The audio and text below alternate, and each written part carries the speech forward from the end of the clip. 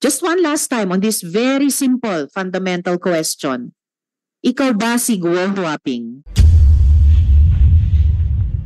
Tinulungan ka ba ni Duan Renwu na makaeskapo? Since, jeez, for decades, nobody's doing something na para buwagin yung sindikato na yun. Kasi kung hindi natin pag-uusapan ito, at puro na lang tayo nakakonsentrate sa isang topic. Isang oras na tayo dito, maraming issues. Sagutin lang yon, matutulungan ka namin. And your lawyers will understand that. Yun lang. Sino? Dahil ang PSA, with all due respect, at ang DFA, mukhang napasukan ng sindikato. Kahit i-disclose mo sa amin through an executive session, katulad nga ni sinabi ni Senator Coco, malalaman din niya. Ngayon sabihin mo sa amin, sino yung source? Can we give her one last chance? I-flash yung document din, and then I will ask her now if she remembers accomplishing the said document. So magsisimula ako sa mga tanong kay Miss Alice. So after months of evading the Senate, ngayon nandito ka na. Sumagot po kayo ng kumpleto at makatotohanan sa aming komite. Dahil ang komite po namin, tinatratong maayos yung mga nagsasabi ng totoo sa amin at rumerespeto sa aming komite at saka sa Senado. Naintindihan niyo po yun, Miss Alice? Opo, Madam Chair. Alright. So, can you finally confirm before this committee, kayo ba si Guo Huaping? At bago niyo po i-invoke yung right against self-incrimination, hindi naman kayo yung nag-file ng inyong late registration of live birth, diba? So, you are not incriminating yourself. So, are you Guo Huaping? Madam Chair, may mga kaso na po na final po sa akin po sa court, kaya hindi ko po siya masagot po sa inyo ngayon. I don't think yung tanong ko ay may kinalaman sa kaso sa inyo, lalo na may pruweba nang na-establish ang NBI at yung isa pang ahensya, kinukumpara yung fingerprints ni Guo Huaping at fingerprints nyo bilang Alice Guo at parehong sinabi nilang magkaparehong taong ito. So, for your own sake at para sa kabatiran ng aming komite, just one last time on this very simple fundamental question. Ikaw ba si Guo Huaping? Madam Chair, hindi ko po kino-confirm at may kaso na po sa akin sinampa, sasagutin ko po sa korte po. Madam Chair, may I... Yes, Senyor. One related question. Madam Chair, may I invoke? I am not going to invoke or raise a point of order, but may I invoke Section 19 of our Senate rules, which states the privilege against self-incrimination. A witness can only invoke his right or her right to self-incrimination, Madam Chair, only when a question which tends to elicit an answer that will incriminate him or her is propounded to her. However, Madam Chair, the witness or the resource person may offer to answer any question in an executive session. So I would just like to invoke that, Madam Chair, because the chairperson already stated that it will not in any way incriminate her, Madam Chair. Just to put that on record. Salamat, Sen Joel. Exactly. So, inulit, no? Yung sinabi ko na sa inyo kanina, hindi naman kayo mai-incriminate, simpleng tanong kung sino ka. And additionally, unless hihingi pa tayo ng executive session, no? Lilipat pa kami kasama nyo sa ibang kwarto para lang masagot nyo sino ba kayo talaga or palalabasin ng chair lahat ng mga taong ito para lang mag-executive session. And before I proceed, I just like to recognize the presence of Sen Loren. Salamat, Sen Loren, for your Good morning, participation Madam Chair. today. Good morning po. Miss Alice, gusto kong ipaalala sa'yo na ayon mismo sa Korte Suprema, in the case of Office of the Court Administrator versus you, quote, the right to self-incrimination does not prohibit legitimate inquiry in non-criminal matters. So yung tanong na, sino ka ba? Ikaw ba si Guo Huaping? Hindi yan criminal matter. Hindi yan bagay na i-cite kaugnay ng mga kaso. Identity questions are within the purview of the committee. The Senate has a right to know. Sino bang kausap namin? Yung talagang totoong taong akala namin or ibang tao. No? The Senate has the right to ascertain who the resource persons are, who you say that you are. Sige, i-rephrase ko na lang. Okay, do you have something to say at this point, Miss Alice? Opo, Madam Chair, ako po si Alice Go. Well, napatunayan na po namin na hindi kayo si Alice Guo. Kayo ay totoong si Guo Huaping. Hindi lang ang komite ang umabot sa ganyang conclusion, ang NBI mismo at ang isa pang ahensya. If you insist not to answer kung kayo si Guo Huaping, i-rephrase ko yung tanong ko. Ang tatay mo ay si Guo Jianzhong at ang nanay mo ay si Lin Wenyi. Tama ba? Ang tatay ko po si Go Jianzhong po, Madam Chair. At Nanay niyo? Nanay si Lin Wenyi. Nako, Miss Alice, binabaliktad nyo na yung sinabi nyo sa isang previous hearing, no? Yung bank document na to, nililista ninyo, kasi bank document mo ito, nilista mo dito bilang nanay mo, si Lin Wenyi. So, baliktad na, pinasinungalingan mo yung sinubmit mong bank document noon sa sinabi mo ngayon na hindi mo nanay si Lin Wenyi. You were born in China, not in Tarlac. Tama po ba?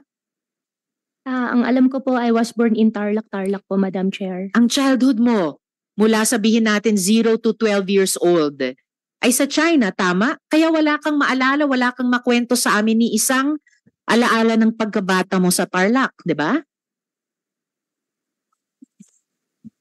Yes, and Lauren, for one related question. Statement. Nag-off na po siya. Pero maliwanag na nagsisinungaling kung saan siya napanganak. So, I bring that to the body. Opening pa lang, nagsisinungaling na.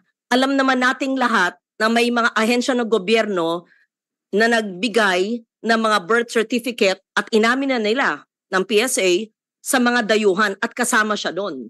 So, umpisa pa lang, ini-insist niya, pinagpipilitan niyang napanganak sa Tarlac. Wala na pong maniniwala yan. Alam na po natin yan. So, I'm just putting that on record. How can we extract the truth if the first question, wala pang ang question, ay nagsisinungaling na? Salamat, Sen. Lauren. So, thank you. At nakahanda na nga at lalong tumitibay yung ihahaing motion ni na Majority Leader at Sen. Joel Madam at Chair. the proper time. Madam Chair. Yes, Sen. Rafi, for one related question. Noong May 22 this year, hinamon ko si Alice Goo kung willing siya mag-undergo ng lie detector test. Hanggang ngayon, okay ka pa rin ba, Miss Alice Goo? Papayag ka pa ba magpa-lie detector test para malaman natin yung mga sinabi mo, ibabangga natin doon sa mga alam namin. Are you still willing? Miss Alice. Madam Chair, pwede ko po i-consult po muna. Sino ang i-consult mo? Consult ko po sa lawyer po muna. Alright, you can do that during this hearing. Ay, thank you po. Balikan po namin yung tanong na iyon during this hearing. Thank you. Ngayon, This yes, is related. Sen. This is Joel, a related, related Madam Chair. question. Very related. Madam Chair, obviously itong nambasto sa Senado ay wala pa ring konsensya para magsalita ng katotohanan sa atin, Madam Chair. Yung simpleng tanong nyo kanina, Madam Chair, siya ba si Guo Huaping?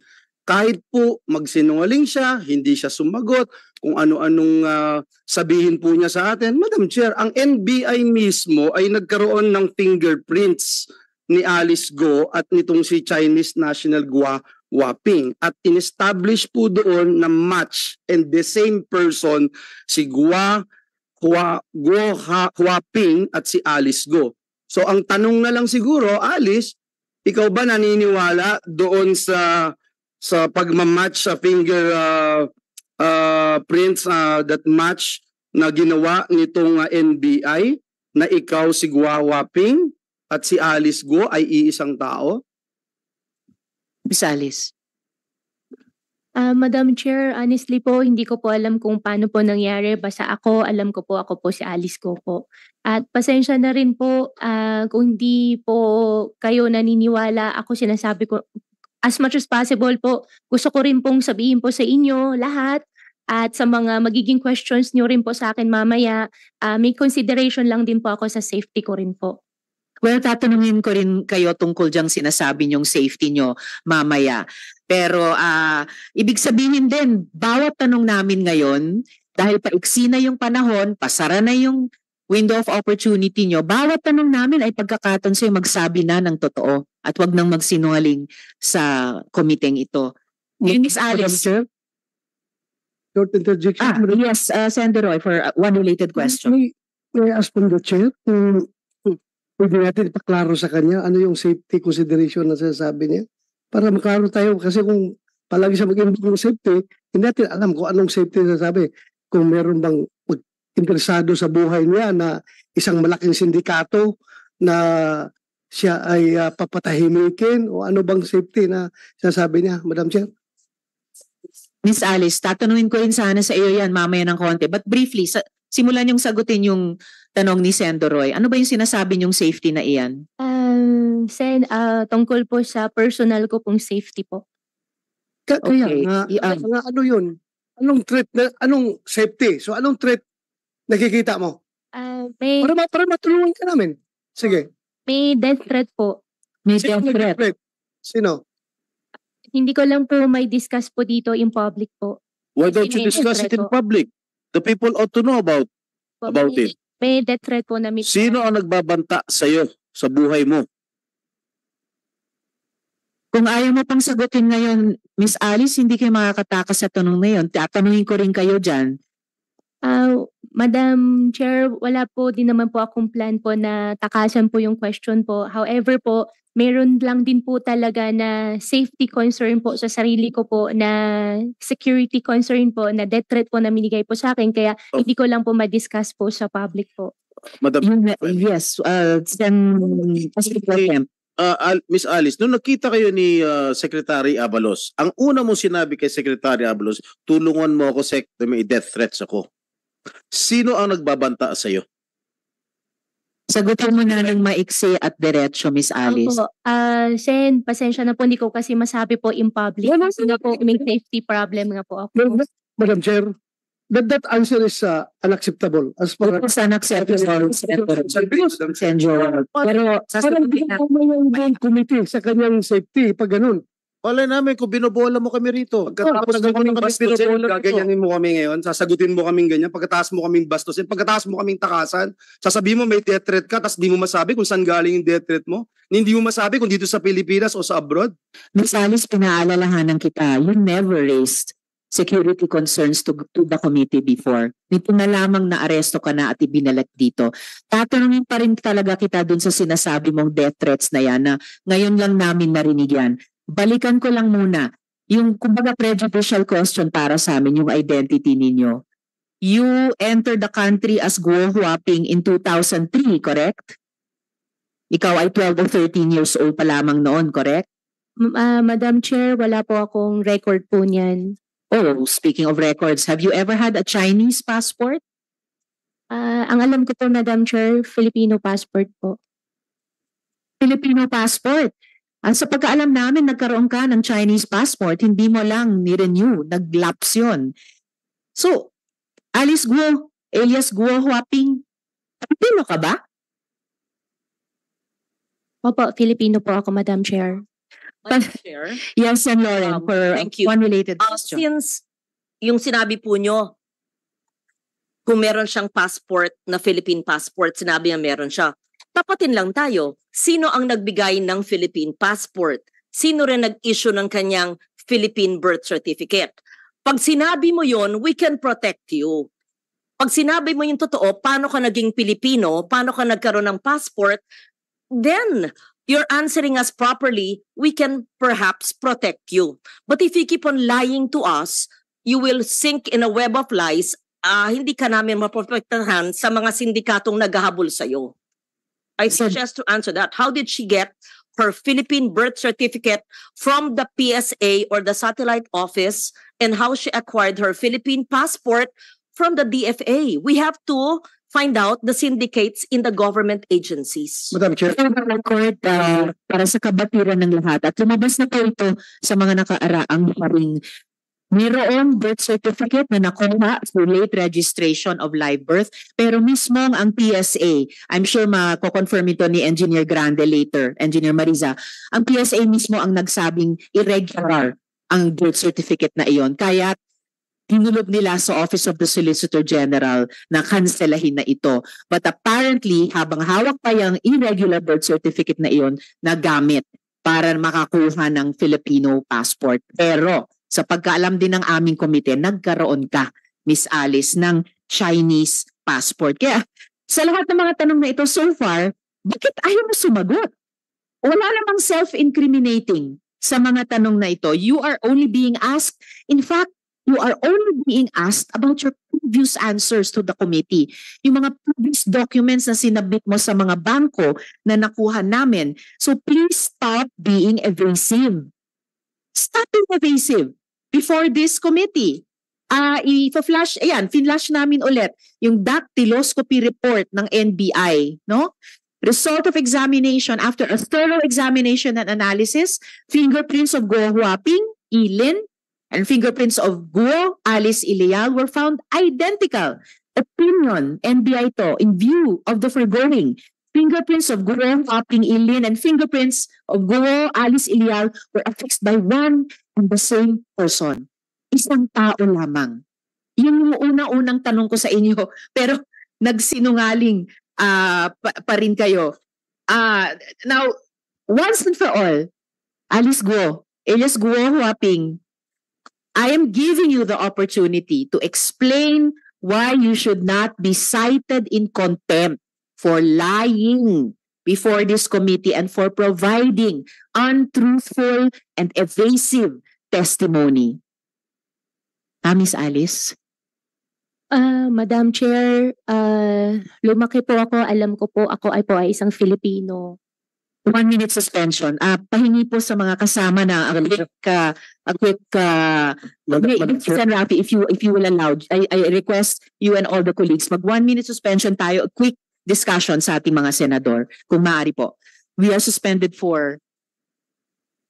Mabilis lang to sana, Madam Chair. Please, Sen. Rafi, and then please, we need to take a 1 minute suspension. Yes, Sen. Rafi. Malala ko yung sa previous hearings ng committee ninyo, nabanggit yung pangalan John Patrick Samson na supposed to be fixer na tumulong para ma-facilitate yung pagkakuha ng late registration, birth certificate hanggang passport ni Miss Alice Guo. Bakit hindi po natin siya iniimbitahan? Salamat, Sen. Rafi. Actually, iimbitahin natin yung si Jonathan Samson sa susunod na pagdinig. Bahagi po siya ng tanong ko mamaya-maya sa ibang resource person natin. So let us... Last na po. Yes, please. Last na and before we suspend. Yung last hearing, merong sinulat si Sheila Go sa papel na sabi niya secretary. Hindi naman yun sa executive session. So pwede bang may divulge kung sino yung dalawang pangalan na sinulat na hindi nabanggit sa hearing ng mga senador? Mamaya po ay i-divulge din yung dalawang pangalang iyon, pero meron na pong isang related resource person sa dalawang iyon na nandito ngayong araw at siguradong matatanong natin. Thank you, Madam Chair. Salamat, Sen. Joel, before we suspend for 1 minute. To suspend the deliberation, and I already anticipating, Madam Chair, what is going to happen when we suspend the deliberation. And I'm just giving one chance again to Alice, Madam Chair, because this will help me decide in the as we suspend the hearing today to talk about your fate as a resource person. If it is true, Miss Alice, ako muna, Miss Alice. Miss Alice, pakinggan po ang senador. Ako muna, attorney, please. Attorney, sabi mo may death threat ka, pero ayaw mong sabihin kung saan nanggagaling yung death threat mo. Ni ayaw mong sabihin ba sa amin kung ito'y tawag o sulat o text? Kasi kung hindi ka totoong nagsasabing may death threat ka. Miss Alice. Opo, Sen, magsasabi po ako, wag lang po in public. May death threat ka ba? Meron po. Magsasabi po ako, wag lang po in public. Well, I will accept that, Madam Chair, but ang problem kasi is kung yung death threat na yan, totoo o hindi, Madam Chair, dahil ayaw talaga niya magsalita. I will yield, Madam Chair, to the wisdom of the committee. Salamat, Sen. Joel. At saka ang hirap kasi, ang dami mo nang sinabing hindi totoo eh. Tapos babalik ka dito, magsasabi ka na naman ng isang malaking kwento, pinakamalaki so far, death threat. Kaya siguro naman maintindihan mo, bakit hindi kami maniwala. Hindi na pa nga pinatotohanan yung mga unang kasinungalingan mo. Ngayon may bago ka namang gusto mong paniwalaan namin. Quick lang. I need to do something right after your quick intervention. Kasi pinag-usapan din lang yung death threat against her, ano? Pwedeng sa executive session, banggitin niya sa atin later? Yes, Sen. Rafi, we can do that later on. Sen. Joel? Because of that statement of Sen. Rafi, I still don't get it, Madam Chair, why she cannot disclose it in public. Hindi po ba, Madam Chair, isn't it more natural to expose it in public so that she is protected? I don't get it, Madam Chair. I really don't get it. If you are having a death threat, you wanted to say it in public so that you can be protected. If you really wanted protection, Madam Chair. So it doesn't make sense. Hiding it doesn't make sense, Madam Chair. I agree, Sen. Joel. Actually, kung talagang may death threat, mas talagang kung talagang humihingi ng proteksyon, walang kinalaman ng security threat din sa pagsagot lang tungkol sa pangalan ninyo. That's already established. The threat will not be made worse by confirming what is in documentary evidence. But in any case, gusto kong ipaalala sa iyo na ayon nga sa Supreme Court, in the case of the Office of Court Administrator VU, the right to self-incrimination does not prohibit legitimate inquiry in non-criminal matters. Ad nauseam na po ito. Halos naduduwal na po kami sa pag-ulit-ulit nito. No? Alice Guo, ladies and gentlemen, is continuing to lie to this committee despite glaring evidence that she is a Chinese national named Guo Huaping, whose father, Jian Zhongguo, is Chinese, based on her own declaration in this committee, and whose mother, Lin Wenyi, is also Chinese, based on her own declarations in bank documents, by the way, verified by the AMLAC. This is a blatant defiance of the legislative's constitutional power of inquiry. Lumalabas na pinaglalaroan mo ang aming batas, pinapaikot mo ang mga Pilipino. Pero ibahin mo ang Senado. Ibahin mo ang Senado. I move to cite Guo Huaping, also known as Alice Guo, in contempt of the Senate for testifying falsely and evasively before this committee. Second motion, Madam Chair. Thank you, Sen. Joel. Madam Chair, Yes, Sen. Madam Coco. Chair, when we were in recess kanina, the pending matter was the refusal to give us details of the death threats that she herself brought before us. And Siya nag-volunteer. She binolunteer niya sa information sa atin eh. Then pinupurso namin ayaw mong sagutin. Ngayon, I think the prevailing sentiment is hindi siya makahingi ng executive session. Sagutin niya ngayon lahat. Yung kasi kung totoo naman na may death threat ka, na-monitor ka na rin nung nagbigay ng death threat sa'yo, kahit may executive session, di alam na rin niya, sinabi mo na rin sa amin, ikaw pa rin yung source. Kaya hindi kami papayag sa executive session. Ngayon, ang prevailing sentiment, if I'm not mistaken, is you have to answer the questions relating to that particular subject matter na ikaw mismo ang nag-voluntaryo palabasin sa hearing na ito. Inumpisa ni Senator Bato and then si Senator Jinggoy. Kaya Madam Chair, doon ako sa ground na yon. If we should, kasi at least yun, there is no need to determine who is telling the truth eh. Wala tong ito, we have I think Senate section here, if the refusal to cooperate or giving evasive answers, pwede na natin gamiting ground yun to cite the witness or the resource person in contempt. At Alice, sa lahat dito, akong pinaka-lenient actually na ayaw kay cite in contempt eh. Pero in this particular case, kahit anong pag-isipin ko, you have to answer eh. You have to answer, and if we require you to answer publicly, you have to answer. You can invoke a right, pero pag-usapan namin yun. But when we deny that you are not entitled to such a right, then you have to answer. Otherwise, mako-contempt ka talaga. So I'm presenting that alternative ground, Madam Chair. If we can use that, kasi parang pagkalap ko nung nag-break tayo, that was the hanging matter na raised ni Senator Bato, followed up by Senate President Pro Tempore. I know. Actually, there are two hanging matters. Isa na yung tungkol sa death threat na yan. Pero higit pa doon, yung question ng identity. Dahil proven na ng NBI at proven na ng isa pang ahensya na Alice Guo at Guo Huaping, iisang tao lang kayo. At yun yung patuloy na pinagsisinungalingan mo sa komiteng ito. Therefore, the chair is citing Alice Guo alias Guo Huaping in contempt as seconded by Senator Joel. Madam Chair, SP Pro Tem Jinggoy. let's give a last chance for her to answer the question. Answer, Alice. Ikaw ba daw si Guo Huaping? Madam Chair, Sen, pasensya na po talaga. Ako po si Alice Guo po. Okay, well, pasensya din po. The chair cites Alice Guo alias Guo Huaping in contempt of this committee as Hopefully- seconded by Senator Joel. Yes, Thank you. Anyway, Mano? she has been cited in contempt, but hindi kasi ako present sa past hearings ng Committee on Women, but has she been confronted with the documents of Guo Huaping? Napakita na sa kanya? yes, Mano. Kasi dapat may handwriting doon or may signature na allegedly coming from her, di ba? Did she deny or the signature? May entries doon may entries siguro doon na coming from the applicant, tama? Am I mistaken as NBI director?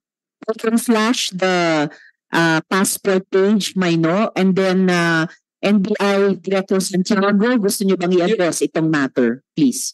Second, Your Honor, please.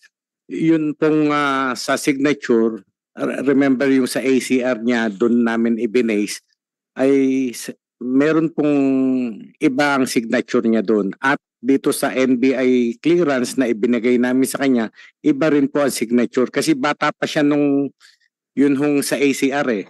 Kaya we cannot rely on the signature. Pero ang fingerprint po, hindi po yan magbabago magmula ipanganak hanggang sa mamatay ang tao. Yes, but have we confronted her with the document and then asking her, did she accomplish the said document? Tanawin natin siya kasi hindi naman siguro siya musmus na bata na hindi na niya maalala no, may memory na siya noon eh. Hindi po namin siya na-confront. Okay. Kaya And presented those documents na fina-flash ko ulit dito kay Alice ko sa mga nakaraang hearings bago pa siya tumakas. Can we give her one last chance? I-flash yung document din and then I will ask her now if she remembers accomplishing the said document of Guo Huaping. Madam Chair, I'm sorry, but I asked that question a while ago and she said no. Can we flash the document? Used by the NBI. I mean, use the document. Diba? Where's the document? Please give her a chance. Pakita natin sa kanya. For fairness sake. And then, pero pag i-deny niya na hindi niya in-accomplish yun at what particular age, kumbinsido na tayo din. Therefore, she's lying before us. Diba? Meron po tayo ditong doctor's copy report na sinasabing identical ang fingerprints ni Alice Guo at ni Guo Huaping at na yung fingerprints na iyon ni Guo Huaping at ni Alice Guo were affixed by one and the same person. Do you have the supporting document na ginamit ng NBI para dito? Para ipakita ulit. Dahil ipinakita na natin dati kay Alice Guo. Miss Alice, extraordinary ito ha. Kayo lang yung naalala kong resource person na ipapakita namin paulit-ulit ang mga dokumento sa iyo. Dapat naman siguro suklian mo yung komite na magsabi ka na ng totoo. Hindi going the extra mile ang komite. Pero kasi nangalingan pa rin ang sinusukli nyo. Comsec, do you have the supporting document on para i-project dito sa ating monitor, yung ginamit ng NBI to come to this conclusive opinion used in all courts of the Philippines, ang fingerprint matching. Madam Chair, Yes, Sir Joel. while we are still waiting, and just to support the motion that was approved by this committee, Madam Chair, the Senate has sufficient, substantial, and damning evidence to support to support a conclusion, Madam Chair, that this witness is lying. Now, whether the court will bear it out later or not, that is the basis, Madam Chair. If this is the prevailing stance, then witness won't play around with the Senate. I think that is the only reason why we are doing this, because she's obviously playing around, Madam Chair. We have given her enough time, so many chances, Madam Chair. I have never seen a witness na ganito karami yung chance na binibigay natin magsabi ng katotohanan. Pero kung ayaw talaga, Madam Chair, she has to face the music. Agree, Sen Joel. But Comsec, i-flash po natin please yung passport ni Guo Huaping para masagot niya yung one more chance na tanong ng minority leader. While Can waiting, we pull that up? Madam Yes, Chair, SP Pro Temp, Jinggoy. habang hinihintay natin i-flash yung passport sa ano, I'll give you one more chance, Alice, tungkol sa death threat. Ha? Kailan mo na-receive yung tangka sa buhay mo? Miss Alice. I think mga bandang June po, June of this month, of this year. this year po. Ilang beses? More than 5 times po. Kanino galing? Through phone po. Sino yung tumawag? Sen, gustong-gusto ko po din i-discuss po sa inyo at humingi din po ako ng pasensya po sa inyo. Natatakot din po talaga na i-disclose po sa public. Eh kahit i-disclose mo sa amin through an executive session, katulad nga ni sinabi ni Senator Coco, malalaman din niya. Ngayon sabihin mo sa amin, sino yung source? Opo, Sen, ang understanding ko po, pagka sinabi ko po sa inyo sa executive session po, hindi po lalabas. Kasi nagwo-worry po ako sa sarili ko. Ganun din yun. Sabihin mo sa amin. Sen, ako po kasi ang Senate hearing po natatapos pero natatakot po kasi ako sa magiging buhay ko. Ano ka tinatakot nung kausap mo sa telepono? How you threaten? Ko po muna i-discuss po sa public po. No. Opo. Pasensya na po talaga, Sen. How were you threatened? Yun lang tanong ko, how were you threatened? Hindi ko po siya may discuss po sa public po, Sen. Pasensya na po talaga. Talaga makukulong ka. Madam Chair, if just in case the court will allow the Senate to be detained here, I would like to raise this motion to immediately commit her at the Pasay City Jail. Salamat, Senate President Pro Tempore. Before that matter will be deliberated, we have a pending citation in contempt by the chair, seconded by Sen Joel. And so Alice, one last chance dito sa ipinapakita namin ulit na passport, page ng passport mo. Sagutin mo yung tanong ni Sen Coco, ikaw ba ito? Madam Chair, ako po si Alice ko po. No, hindi yan ang tanong ko sa inyo. Ang tanong ko po ay, meron kang monitor sa harap mo, kita mo yung page ng passport. Kayo ba yan sa photo na yan? At asking yung pangalan nyo. Alam na namin, Guo Huaping. Ito ba ay ikaw? Madam Chair, meron pong pending case po sa akin po. You answer. All right, you are not taking the many one last chances na binibigay ng committee ito sa iyo. You are denying your identity as Guo Huaping. So may I return to yes, minority she was leader. trying to invoke something. What are you invoking? For your refusal to answer, what are you invoking? Sen, may pending cases na po kasi sa akin sa court po. Ang understanding ko po, lahat po ng sasabihin ko po dito may incriminating my own self po. Okay, this one. Ito, saan ito maka-incriminate? What particular case? Kailangan may particularity. Hindi Opo. pwedeng wala. Opo, so may final po sa akin sa citizenship po na issue po sa court po. Citizenship. I think there is 7 pending cases po sa korte po ngayon. No, Isa na po dyan yung citizenship po. Hindi kasi kunyari may kaso ka ng estapa. Hindi naman connected sa estapa yan. So hindi mo pwedeng sabihin may kaso ko sa korte. You have to specify. Saan ka ma-incriminate na ang sagot mo magagamit to prove your guilt sa isang criminal case? Which one? Sen, pasensya na po. Mali po pala yung nasabi ko po kanina, di pala citizenship. Ang dapat po pala COMELEC po. COMELEC, May na-file na po na pending case po sa COMELEC po. material misrepresentation case, siguro criminal case. Yes po, criminal case po. Okay. At bakit related ito? Yan lang po yung alam ko po na may pending cases po sa COMELEC po. But actually, Madam Chair, this appears to be a document issued by the People's Republic of China. I'm requesting for that ACR. Yung atin, the Philippine form. Philippine form accomplished by a child supposed to be, but a child with consciousness already. Who happens to be the younger Alice Go, yun yung theory ninyo. Pero yun, gusto ko ipakita natin sa kanya. Comsec, pwede ba nating i-flash ulit yung ACR na yon at ipakita ulit kay Alice Go? Madam Chair. Yes, Sen. Rafi. Unrelated question. Yes, noong August 27, 2024 hearing, page 141 of the transcript, inamin ni Sheila Goo na meron 2 passport si Alice Goo. So that means dual citizen siya? Chinese and Filipino? Alright, salamat Sen. Rafi sa pagpapaalala. So dual citizen pala kayo kahit sa pagkaalam ni Ms. Sheila Go sa paalala ni Sen. Rafi. And in fact, alam niyo ba na hindi pinapayagan ng dual citizenship sa China?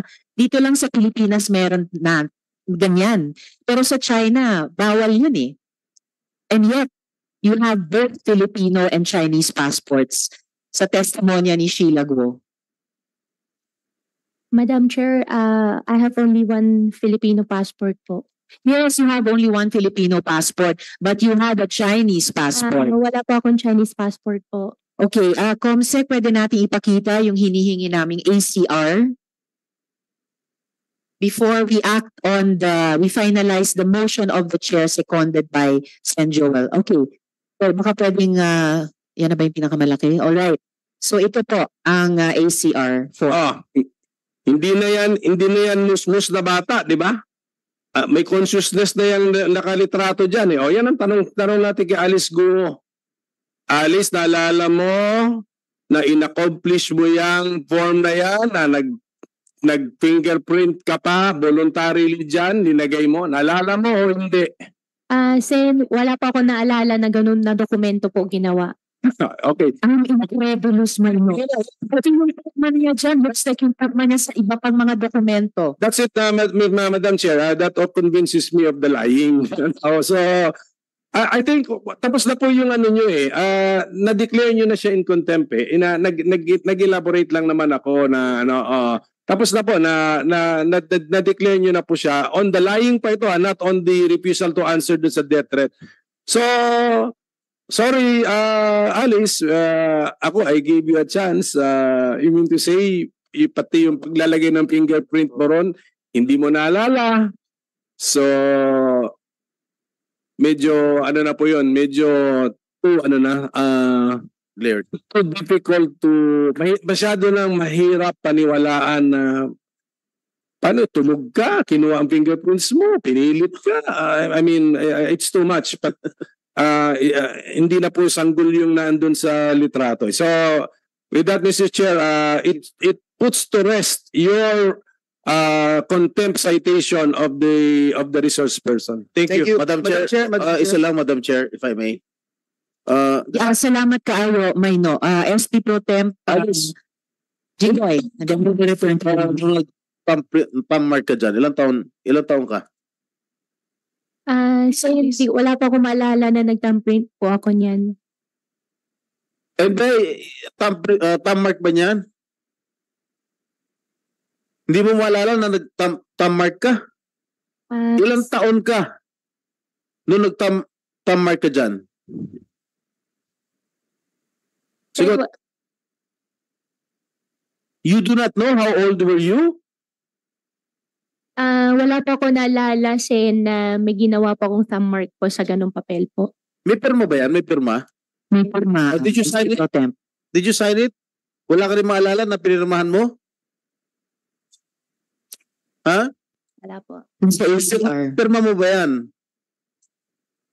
Tingnan natin ulit yung ACR. Pirma mo.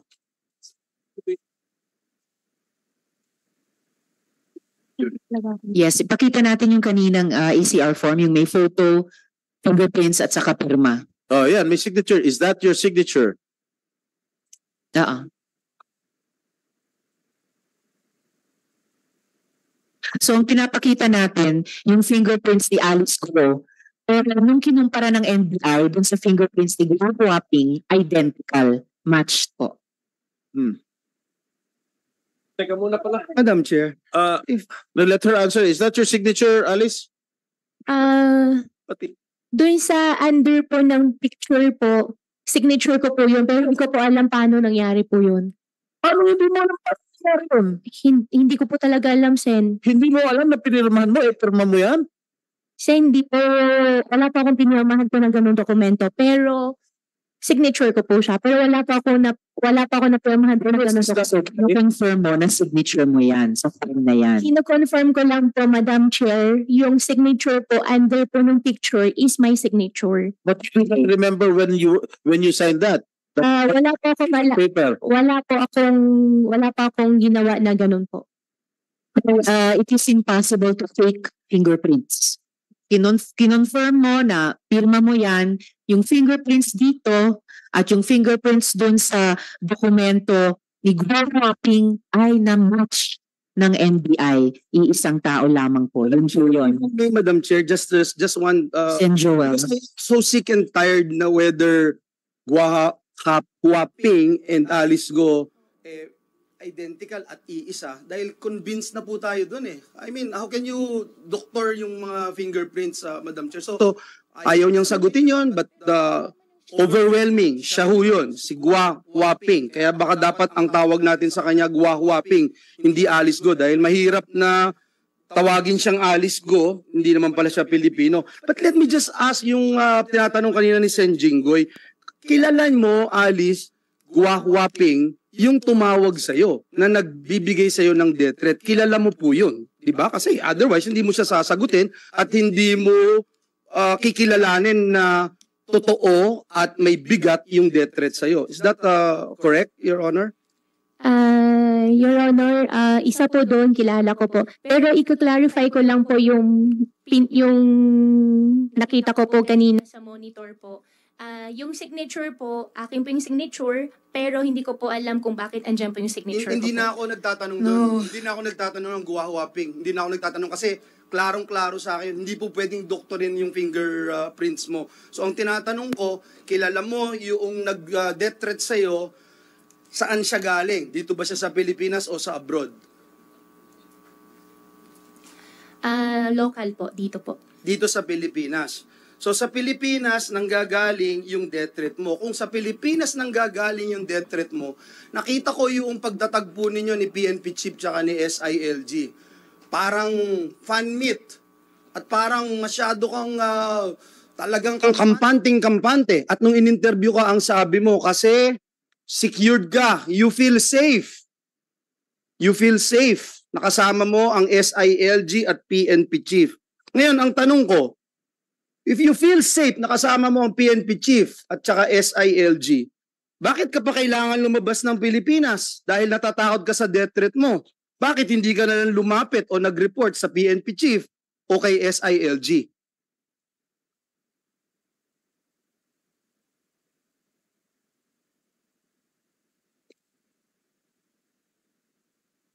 Sagutin ko na po. Sa tingin ko, Yes, one more time, Miss Alice. One last time. Yes po, Madam Chair. You answer the question of Senator Joel. Sen, okay lang po, paulit po. Sorry po. Madam Chair, I hope the lawyers of Alice Go must advise their client to tell the truth. Alice, nung nakita mo si SILG at si PNP Chief, ang sabi mo, happy ka at ikaw ay masaya, kitang-kita naman yun. Walang naitago sa sambayan ng Pilipino na at ease ka. Papicture ka pang di ba? So, paano mo sasabihin na natatakot ka, may death threat ka sa Pilipinas, pero kailangan mong tumakas. Kailangan mo umalis ng Pilipinas, pero sabi mo, safe ka na makita mo ang PNP chief, SILG, pero hindi ka lumapit sa kanila, hindi ka humingi ng tulong. Hindi nga mo nga sinabi na galing dito sa Pilipinas at tumawag sa'yo ng ilang beses yung nagde-death threat sa'yo. Sen, doon sa question nyo po, dalawa po yung answer ko po dyan. One po, kaya po ako nakasmile po, yan po yung para sa akin po na pinaka-language ko po sa family, sa mga tao po nagmamahal po sa akin na Hindi yun ang tanong ko. Hindi yun ang tanong ko. Before we go further into this topic, para lang ma-settle itong pending issue, i-reiterate ko, no? I move to cite Guo Huaping, also known as Alice Guo, in contempt of the Senate for testifying falsely and evasively before this committee. I second the motion, Madam Chair. I second the motion. Madam. Salamat, Sen. JV at Sen. Joel. With the motion duly seconded by Senator JV and Sen. Joel, you are hereby cited in contempt. You will remain in the custody of the Senate until the conclusion of this committee's inquiry or until you finally recognize the authority of this body and grant even a semblance of respect for the laws of this country. The committee will coordinate with any court ordering your detention, pero re-respetuhin mo ang Senado. Madam Chair, Maybe the serious person to answer my question first, Madam Chair. We will have one, Ms. Alice, isang huling sagot sa puntong ito sa tanong ni Sen. Joel, and then isang related na tanong kay Sen. Roy, and then itutuloy ng chair yung mga tanong ko, and the majority leader as well after Sen. Roy. Please answer the question of Sen. Joel, Ms. Alice. Sen. Joel, na putol po kanina, yung first answer po, nasagot ko na po. Yung second answer naman po, I'm not even asking that first answer that you were talking about, that it's a sign to whoever your fan base is.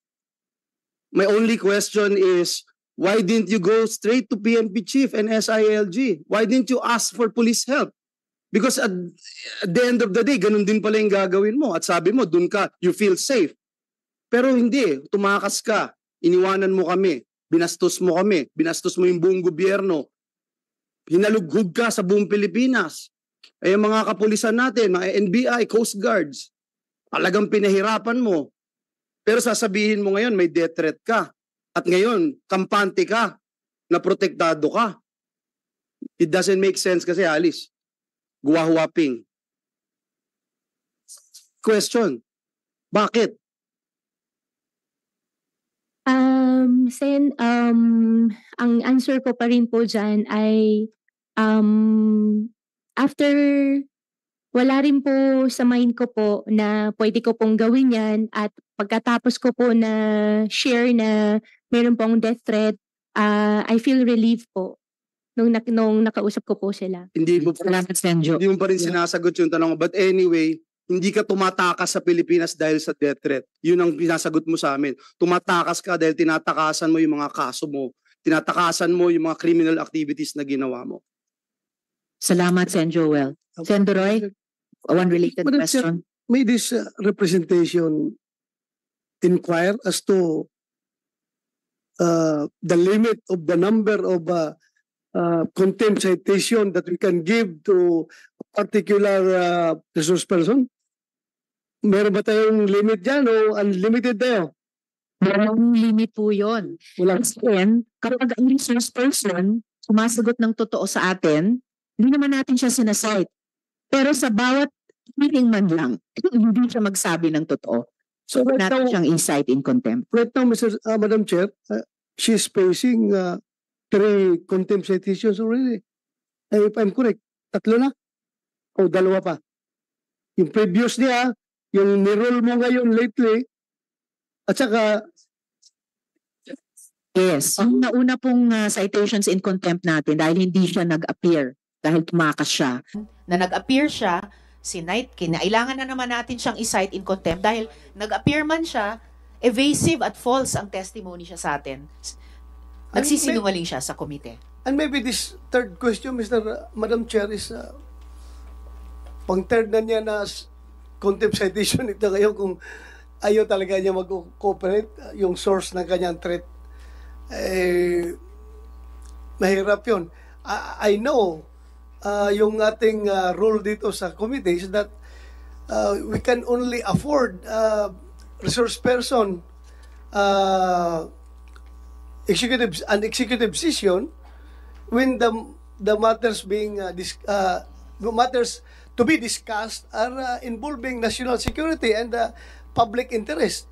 And for this matter, alam natin na very personal interest and personal security concern. But then, bakit ayaw niya mag-cooperate sa atin kung we are here to, Alice, we are here to help you. You are facing people from government. We can help you with that threat. Huwag kang matakot. Sino ba yung tao na yan? Siga pa talaga yan? Hindi yan kaya namin? Magsabi ka. Wala kami sasantuhin dito. Kahit kami, hindi na ako pulis. Pero senador ako ngayon. Hindi ko pa rin sasantuhin niya kung sino yung tao niya na nagtitrade sa iyo. Sige nga, mag-cooperate ka sa amin kung sino yung source na yan para malaman natin ngayon at matulungan ka namin. Thank you, Madam Chair. Madam Chair, just one... Before Miss Alice sagutin mo yung tanong ni Sen. Doroy, Sen. Loren, and then the majority leader is next. To simplify, ang kailangan lang natin na impormasyon for now from Ms. Go is sino ba sa mga ahensya ng gobyerno o sa labas na mga fixer ang tumulong sa kanya para makakuha ng Philippine birth certificate. Pangalawa, at sino yung nagbigay ng Philippine passport. Ganun kasimple. Isang oras na tayo dito, maraming issues. Sagutin lang yon, matutulungan ka namin. And your lawyers will understand that. Yun lang. Sino? Dahil ang PSA, with all due respect, at ang DFA, mukhang napasukan ng sindikato. Paano natin bibigyan ng budget ang ahensya ng gobyerno sa panahon ngayon ng budgetary allocations for next year kung ang binabudgetan natin ay napasukan ng sindikato na kalaban ng taong bayan? So, ikaw ang susi na magsabi. Alam ni Senator Tulfo yung pangalan ng fixer mo. Ibunyag mo lang sa amin, paano? Kasi hindi lang ikaw. Inamin na ng PSA na meron higit sa 1,000 na nabigyan ng birth certificate. 1,200. Ayun, exact number, 1,200. So, meron pa kaming hinahanap na balanse sa 1,200 na nagpapanggap na Alice Go. Yun nga, Madam Chair. Salamat, Madam Sen. Chair. Loren. Sen. Rafi, before the Chair recognizes.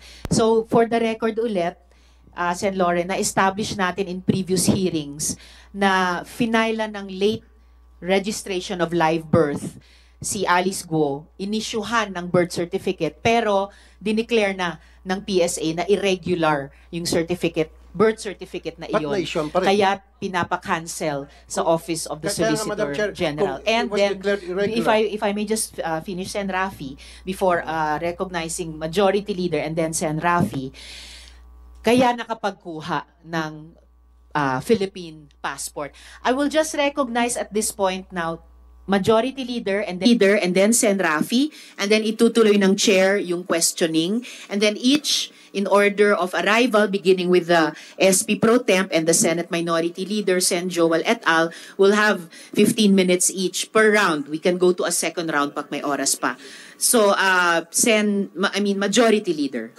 Madam Chair, just an addendum to your earlier order citing in contempt Ms. Alice Go, may the committee secretariat be likewise directed at this instant using the fastest means of communications to inform Branch 109 of the Regional Trial Court based in Capas, Tarlac of the said citation, Madam Chair.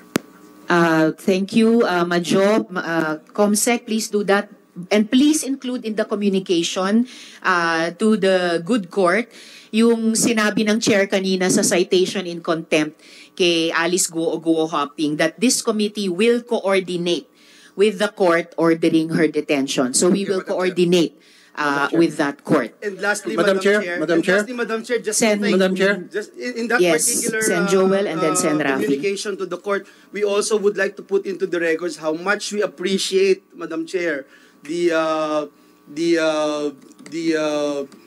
confirmation of the court and the respect of the court to this committee to allow Guo Huaping to appear before us, Madam Chair, because we wanted to put that into the records, Madam Chair. Thank Madam you. Chair. Salamat, Sen Joel. Oo, ina-appreciate ng buong komite at ng chair na pinaunlakan ng judge yung written request na ipaapirin at pasalitain sa ating komite si Alice Guo Huaping. Kaya pinut on record na ng komite yung pag-cite in contempt kay Alice Guo at bunga niyan, we will coordinate with the court dahil ito yung nag-order ng kanyang detention. So, Sen Rafi, and then the chair will continue with her Thank you, question. Madam Chair. She's been very evasive from the get-go. Parang sasayang lang tayo ng oras mga laway natin at karapatan naman niya na hindi magsalita at magsinungaling. Ang importante sa akin dito ngayon, yung sindikato lumalaki ng lumalaki habang tayo nag-uusap dito. Tulad ng sinabi ni Sen Lauren, yun talagang tinutumbok ko noong pa man, Madam Chair, at total nabanggit naman sa previous hearing, yung kasabwat na para siya ay makakuha ng birth certificate through late registration. Kailangan siguro isa sa matutumbukin natin para mabuwag ng sindikato na ito, sino-sino sa late registration sa local registrar's office ang makasabwat niya dyan sa Tarlac, kaya siya nakuha ng birth certificate, at sino yung mayor at that time, sino yung hepe ng local registrar's office, at ilan na ba ang mga Chinese national sa bayan na yung sa Tarlac ang nabigyan din ng birth certificate, Filipino birth certificate to late registration. Because napakalaking problema ito, Madam Chair. 1,200 sa Davao del Sur lamang yan. Yung foreign nationals na nabigyan ng Filipino birth certificate, naging instant Filipino citizen. Now, hindi lang po sa Davao del Sur, kundi sa iba't iba pang lugar sa bansa. And then the immigration mismo umamin na every single year since 2000, sila po ay nakakahuli ng mga Chinese nationals na pumapasok dito o lumalabas na gamit ay Philippine passport. And we're not doing anything about it. Since for decades, nobody's doing something na para buwagin yung sindikato na yun. Kasi kung hindi natin pag-uusapan ito at puro na lang tayo nakakonsentrate sa isang topic, lalawak ang sindikato until such time baka pagising natin na take over na tayo ng mga Chinese nationals. Thank you, Madam Chair. Salamat. Thank you, Sen Rafi, and we will pursue those points during your question time. So, Alice, ituloy ko na yung mga tanong sa iyo. Maraming lumabas na mga photo na kasama mo si Duan Ren Wu. This character has been identified as the big boss of the Pogo in Porac. Interesado ko malaman kung ang mga kakuntsaba mo sa Pogo ay mga kakuntsaba mo rin palabas. Tinulungan ka ba ni Duan Ren Wu na makaeskapo?